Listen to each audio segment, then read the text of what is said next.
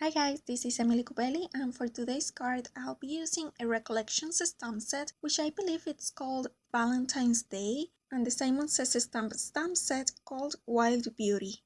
I started stamping the outlined flamingo from the Recollections stamp set using my Encore ink pad in gold. Then I stamped the solid flamingo using my archival ink pad in tea rose.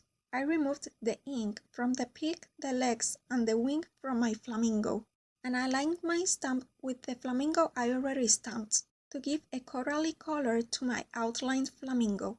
To stamp the little solid pineapple in the stamp set, I partially inked up my pineapple to give a corally color to the fruit itself and a gold color to the leaves.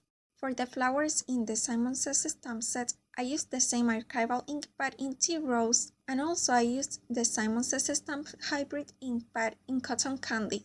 I believe the hybrid ink pads from Simon Says stamp are intended to be used in your planner, so they will not give you the smoothest result. Anyway, since this was a very light pink in small flowers, it worked really well in my card. For the outlines of the flowers, I used the Encore ink pad in gold. Once I finished stamping my images, I went ahead and die cut a scalloped oval out of Strathmore watercolor paper, which I colored with my tumbled glass and broken china distress inks. I diluted my distress inks with water and also made sure that all the surface of my oval was wet. Then I started adding the colors very randomly.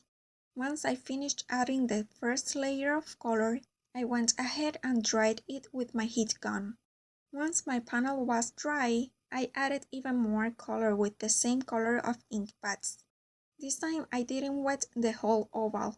I only wet some areas while I was adding the ink. Then I went ahead and dried it with my heat gun again. I added several layers of these blue colors. Every time I was done with one layer, I dried it with my heat gun before adding the next layer of color.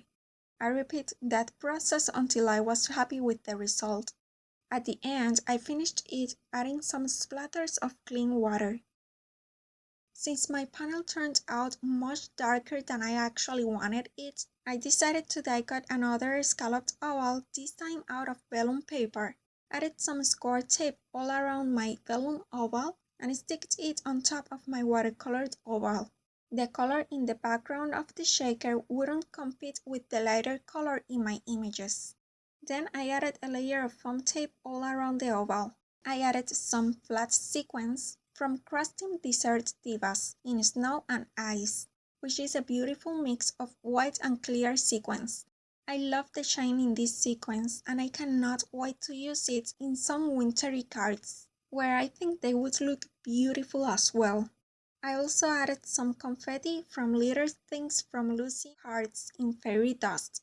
I kinda regret adding this confetti since I was looking for a duochromatic look in my card and they added a hint of purple and green, which I didn't have in my card before adding this sequence, but they add even more shine to the card, so that was just fine.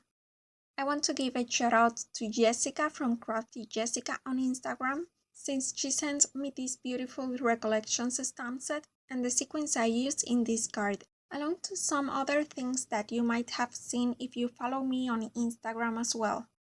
I love how this card turns out. I am a huge fan of the coral color, and I have been absolutely loving flamingos and pineapples this whole summer, so I really enjoyed making this card. Plus all the shine and sparkle from the glittered cardstock and the sequins looks just beautiful.